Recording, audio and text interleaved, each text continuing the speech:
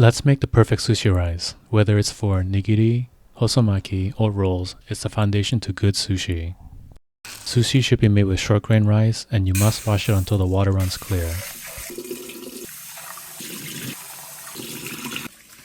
Still murky! Fourth time is the charm.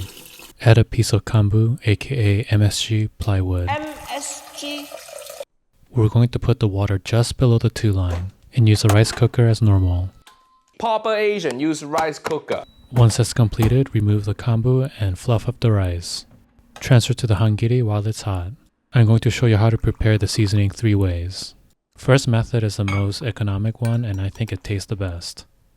Pour it over the hot rice and mix it in with slicing motions.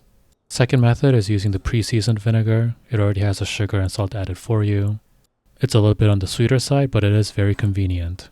The rice should be plump and shiny. Last form is a powdered vinegar seasoning. It's very convenient, and this whole pack makes 4 cups of rice. There you have it. Enjoy.